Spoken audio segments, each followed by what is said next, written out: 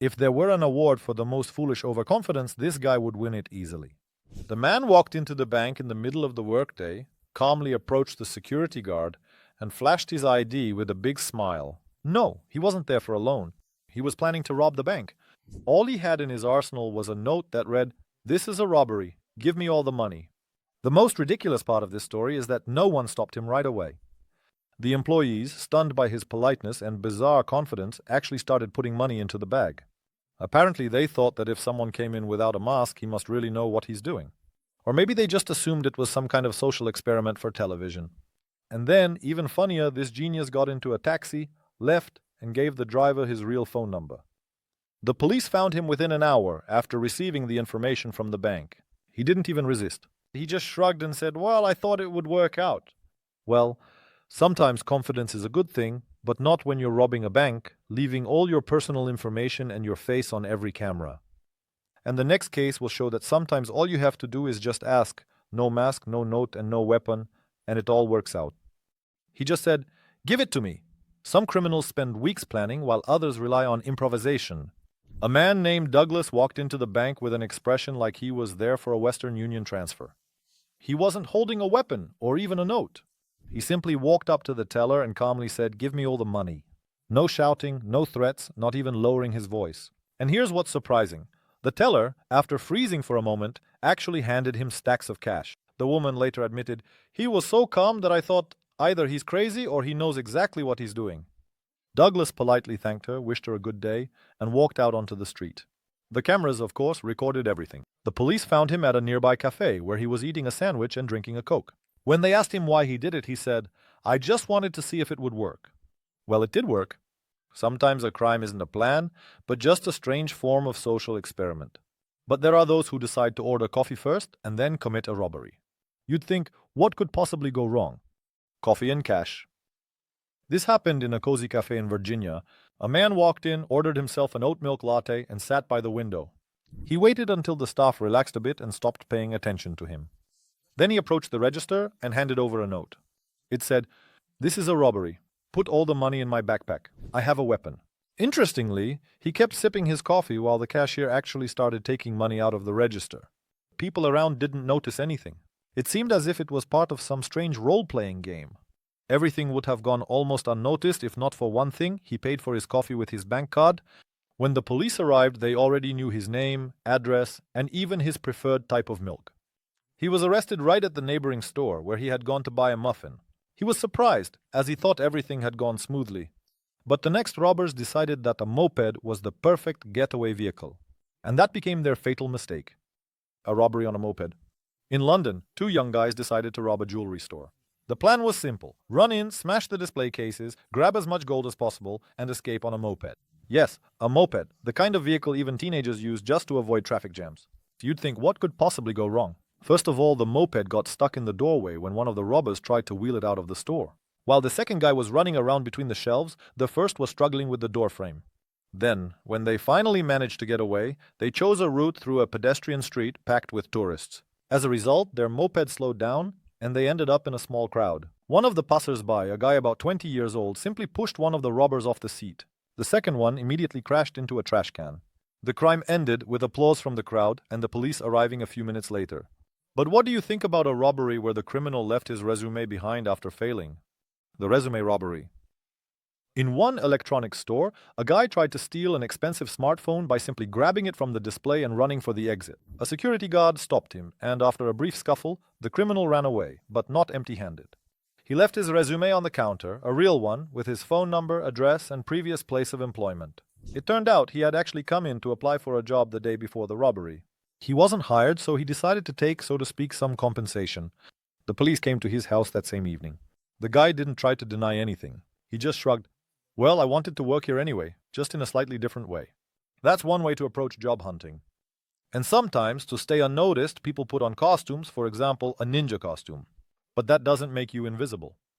A ninja in a supermarket. You'd think that disguise is an important part of any crime. But what if you go overboard? One guy decided to rob a supermarket dressed as a ninja, completely in black, with a mask over his face and, of course, a plastic sword on his back. He appeared suddenly, or so he thought. out of the shadows and started threatening the cashier with a soup spoon painted black. The employees thought it was some kind of prank and started filming him on their phones. But the guy was seriously demanding cash. It all ended with the guard, unable to bear it any longer, simply coming up to him and removing the bandage. The ninja got flustered, started backing away, and bumped into a display of chips. He was detained on the spot, and during questioning he admitted that he was inspired by samurai movies. By the way, he sewed the costume himself. 3 days of work for one failed performance? But even this absurdity pales in comparison to a robbery that started underwater. A robbery underwater. In Australia, 2 men decided they weren't just robbers but real spies. Their plan was brilliant, to swim to a floating restaurant at night so the cameras wouldn't catch their approach. They put on wetsuits, brought waterproof flashlights, and knives to intimidate the staff. But they overlooked one thing. There were surveillance cameras not only outside but also inside. And their entire stealth approach was recorded from start to finish. Moreover, when they tried to get out of the water, one of them slipped, screamed loudly, and attracted the attention of a security guard who simply called the police while watching them in real time. They were caught at the very moment when they tried to swim away, but one of them got tangled in the rope from a lifebuoy. They literally managed to sink their robbery plan. The next crime is like a fairy tale come to life, only a very strange one. A thief in a unicorn costume. Imagine you're standing at the checkout in a supermarket. A person in a pink unicorn costume is walking toward you. A huge plush creature with a shiny horn and a rainbow tail. You smile. It's probably someone's party or flash mob. But then he pulls out a bag and demands money. His voice is muffled, coming from inside the costume, but his intentions are very real. At first, the cashier thought it was a joke, until he saw the unicorn start trying to break open the register. Everything that was happening looked like a scene from a child's dream, translated into the language of crime. The police arrived quickly, and it wasn't hard to track down the unicorn. He was running down the street, scattering glitter from his costume. When they caught him, it turned out that under the costume he was wearing pajamas with a pony print. He said he just wanted to bring a little magic into a grey life. But the camera caught everything, from the glittering entrance to the ridiculous finale. But it's much worse when you really want to hide your face and do everything right, except for one thing. A helmet and forgetfulness. One motorcyclist in Chicago decided to rob a gas station. He prepared thoroughly. Helmet on his head, gloves, black clothes. He walks in, points at the register, demands money. Everything went quickly and at first glance, successfully. But here's the problem. As he was leaving, he decided it was stuffy inside and took off his helmet right in front of the camera, which recorded everything. His face was displayed across the entire wall of the store. A couple of hours later, his photo was already on the local police website and in the news. When he was arrested, he explained it like this. He forgot that the camera was still running. Technology is not just a criminal's enemy, it's their personal satirist. The next story is literally about a chicken, and not in the figurative sense. The chicken and the getaway. A drunk man in New Mexico decided to rob a liquor store dressed in a chicken costume. Not a cute one, but one of those cheap, inflatable second-hand ones. His plan was simple. Burst in, grab a bottle of expensive liquor, and make a getaway. He really did run in, clucking loudly, grabbed a bottle of tequila, and dashed for the exit. Everything would have been fine, but he tripped over his own inflatable tail, fell, the bottle shattered, and he was left lying there, trying to get up and unsuccessfully fending off the security guard with his paws. It turned out he had lost a bet with his friends and had to pull off the most absurd robbery in the world. Well, mission accomplished. He was arrested. He apologized and asked at least to keep the costume, saying it had become his good luck charm. And next is the story of a man who decided to entrust his fate to autopilot and ended up right at the police station. On autopilot. A young man inspired by movies about hackers and high technology decided to steal a Tesla. He knew that these cars were equipped with autopilot, and it seemed to him that he could just ride off into the sunset while the car did everything for him. He broke into the car, activated the autopilot, and, as he later admitted, sat back to relax. The problem was that the Tesla immediately sent a signal to the server about unauthorized access, and the autopilot, following the owner's settings, directed the car, not just anywhere, but straight to the nearest police station. By the time the thief realized that the car was taking a strange route, it was already too late. He tried to get out while the car was moving, but the doors had locked. The police met him at the entrance in surprise. "You're the first person to deliver yourself. And while some trust technology, others rely on age. A very respectable age. A retirement robbery." This story could have been a scene from a crime comedy. In Missouri, a woman over 80 years old walked into a bank branch. A bag in her hand, glasses on her face, and a stern look. She approached the counter, took out a note, and placed it in front of the employee. The note contained a demand to hand over all the money.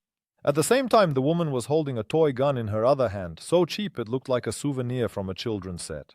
The cashier didn't immediately realize it was an attempted robbery, but the woman was persistent. In the end, she was given several bundles of money and she calmly headed for the exit. She was caught 10 minutes later on foot. She was walking slowly, unhurried, with the bag and the gun sticking out of her pocket. When asked why, she replied, "I've lived a long life, I'm bored, and I wanted to try something wild at least once." And the next story is about how disguises don't always help, especially if you don't really understand fashion. Dressing up in women's clothing. Some robbers are willing to do anything to escape. One such character was a man from Florida who, after robbing a jewelry store, decided to hide by dressing up in a woman's dress. On the run, he threw on a shiny evening gown and a wig, and wobbling on high heels, exited the store through the back door. The problem was that he was almost 6.5 feet tall, had the shoulders of a football lineman, and was still wearing men's shoes. Even the wig couldn't hide his 3-day stubble. He called a taxi, hoping to get away, but the driver doubted his femininity and discreetly called the police. He was apprehended at a gas station where he was trying to fix his lipstick in the mirror. When arrested, he simply said, "Well, at least I tried to be creative." And it's hard to argue with that. But the next robbers did something even dumber. They didn't try to hide. On the contrary, they announced their plans in advance. An online robbery schedule. They kept a blog on TikTok where they posted everything, how their day started, what things they took with them, and even the exact plan for robbing the local grocery store. They even uploaded a video showing the route to the store, specified the time, and wrote that it would be fun. Of course, all of this was seen not only by their followers, but also by the local police. They simply arrived a little earlier than the scheduled time and calmly waited at the entrance. When the robbers entered the store and started pulling out the pre-written note, they were already greeted by officers in uniform. During the arrest, one of them said, "We just wanted some hype. Will the video go viral at least?" The video did go viral, but this time on the official police page, a robbery by mistake. A man named Rick went into a 24-hour convenience store to buy some chips. He was tired, upset, and had an old piece of paper in his pocket that he had written to a friend as a joke. He approaches the cashier, pulls out the piece of paper, and by mistake hands over not his shopping list, but a note that says, "This is a robbery. Give me the money or I'll shoot." The cashier, panicking, throws all the cash into a bag and presses the alarm button. Rick, not understanding what's happening, takes the bag and leaves. Only when he was outside did he realize that instead of chips, he was holding a bag of dollars. He was arrested an hour later, when he came to the police station himself to apologize. He explained everything like this: "I just wanted a snack, not to commit a robbery." The irony is that the court took his sincere remorse into account and let him off with the minimum punishment. But the story remains as a reminder that even chips can lead to crime. And next, the too honest thief. A thief from Ohio was overcome with guilt after robbing a bank. He entered the branch, handed the teller a note, received the money, and left. Everything went quietly and no one was hurt. But just a few hours later, he posted on his Facebook page, "Sorry everyone, I wasn't myself. I'll return everything tomorrow. Forgive me." He attached a photo of the money and his apology to the post. The comments were divided into two camps. Some said he just wanted to lessen his guilt, while others believed the guy was truly remorseful. In any case, the police quickly found him using the GPS tag left when he made the post. During the interrogation, he admitted that he felt ashamed just 15 minutes after the robbery. It wasn't greed, but rather a cocktail of foolishness, improvisation, and a strange self-confidence. From costumes to notes, from selfies to Zoom calls, all of this shows that stupidity can sometimes be even scarier than malicious intent. The main thing is to never underestimate the human capacity for absurdity.